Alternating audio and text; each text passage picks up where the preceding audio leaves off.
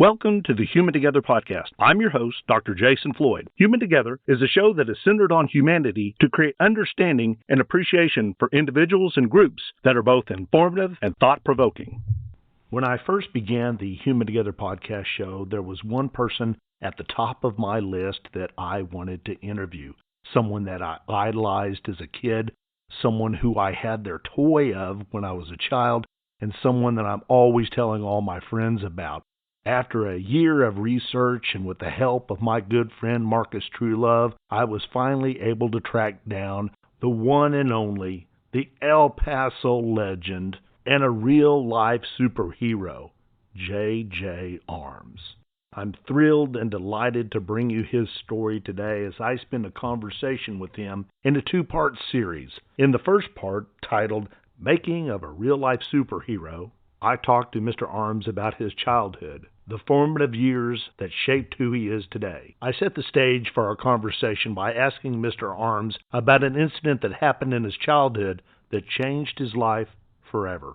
At the age of 11, I was pretty active. I had 4 jobs.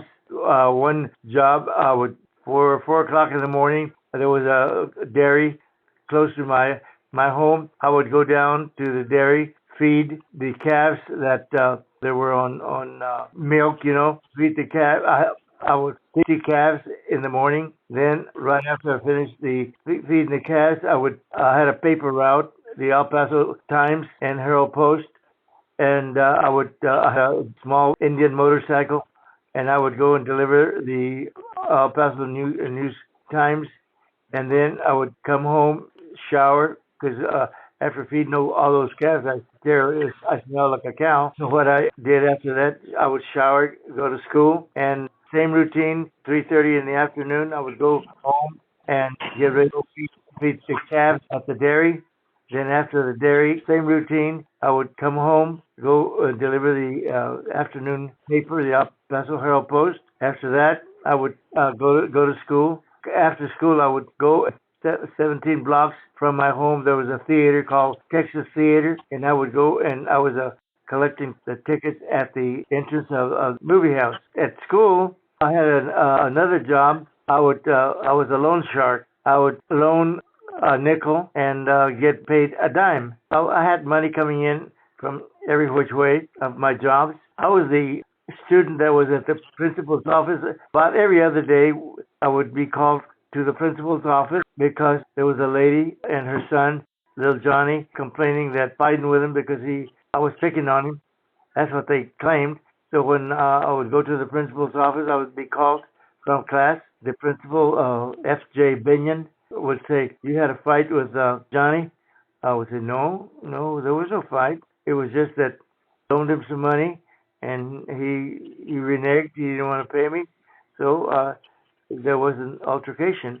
The principal, after getting called to the principal's office for about 20 times, the principal gave me an alternative and said, "I don't want you in my office ever again for fighting and loaning money on school grounds." I said, "Yes, sir, I'll do that." Sure enough, after the 21st time, I was called to the office. The principal would look at me and says, "Now, didn't you understand what I told you, that I wanted you not to be loaning money to anyone on the school grounds?" I said, "Yes, sir, I remember that." And I said, "But of another boy with a black eye, did you do that?" I said, "Well, he hit me and I hit him back, and I guess that caused the black eye." Principal would say, "Now, don't you understand? Didn't you understand that I told you that I wanted you not to be loaning any money to anyone on the grounds?" I said, "Yes, sir." "Well, just ask him where I loaned him the money from." So they would ask Bill, "Where did they used to call me Julian, because that's my middle name, J. Julian Arms. Where did Julian loan you the money?" He says, "Across the street at the pharmacy, at the drugstore." The principal just grinned his teeth, just, "Get out of my office." That is hilarious. You had a lot going on. Yes, I had a lot going on. Been active ever since then.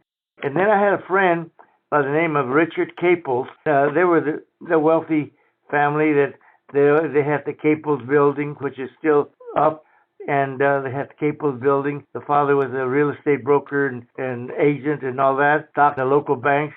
And but Richard was older than I was.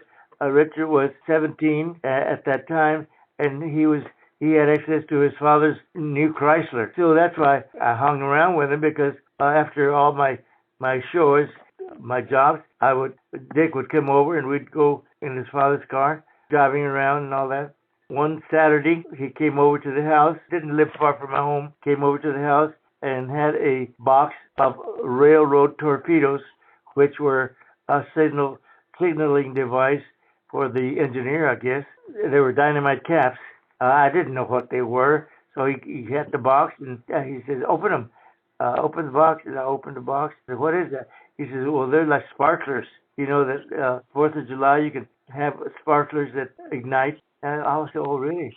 He said, "Open the box and take out a couple of them." So I took a couple of them out, and he said, "Take the wrapper off and the seal." So I did, and he said, "Now rub them together, and you'll see what I'm talking about."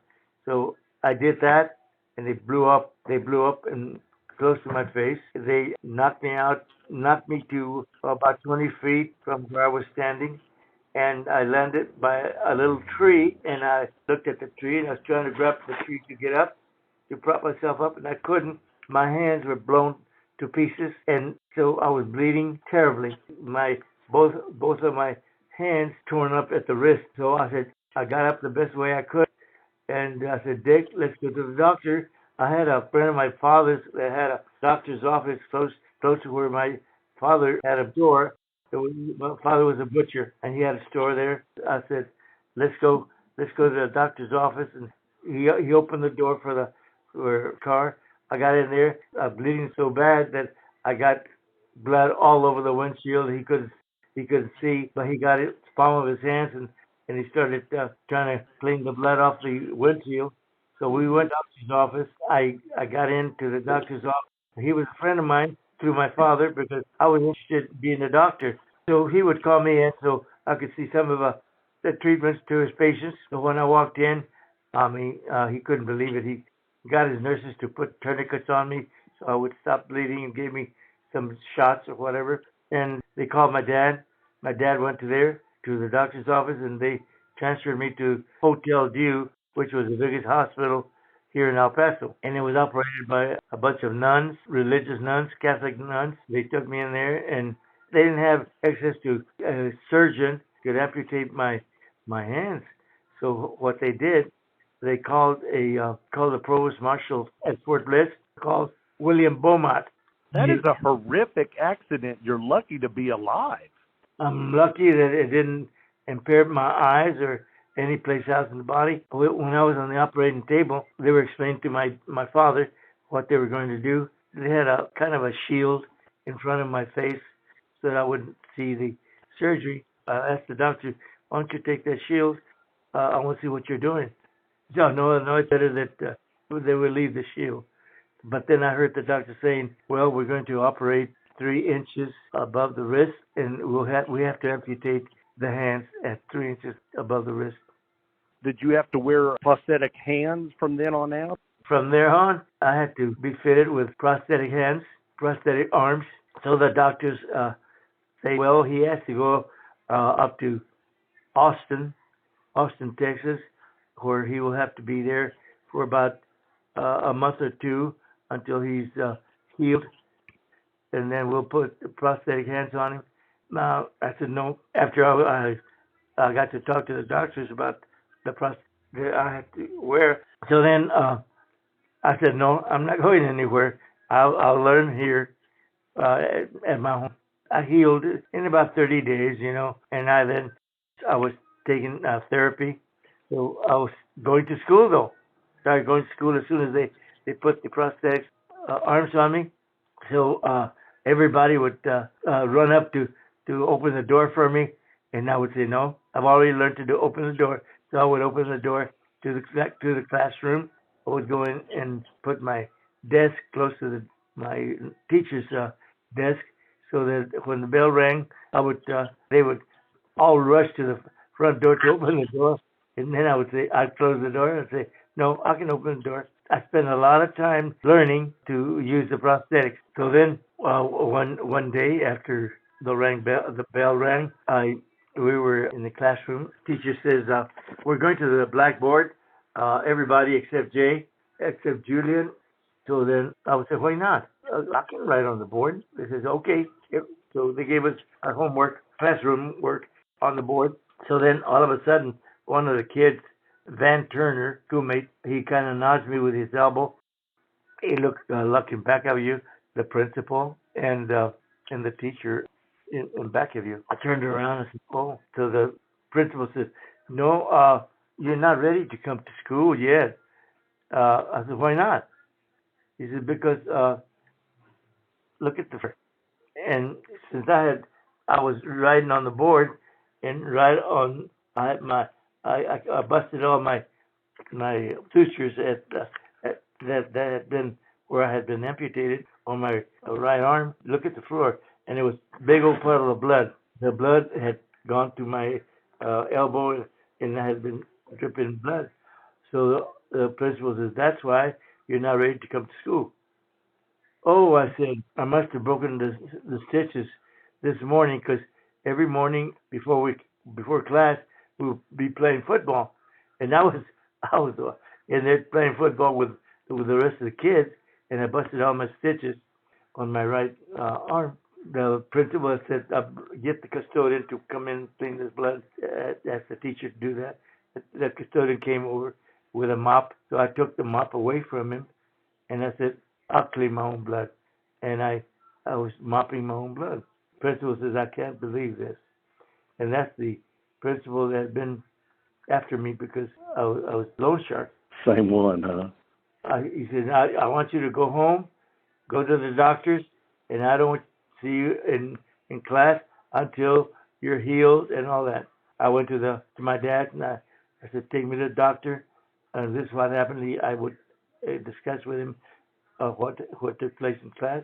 Of course, the doctor's name was Dr. Dave Cameron. So then I went to Dr. Cameron's, and he started laughing. He says, "Come on, Jay, you gotta wait till you heal, and then you can play football or anything you want." He sewed me up and said, "Give me a letter saying that I'm able to come to school."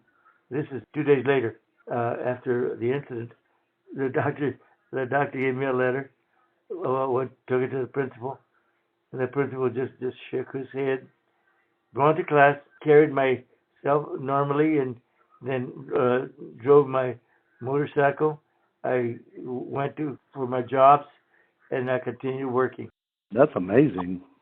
Well, I was on the operating table, and I had heard what the doctor had said.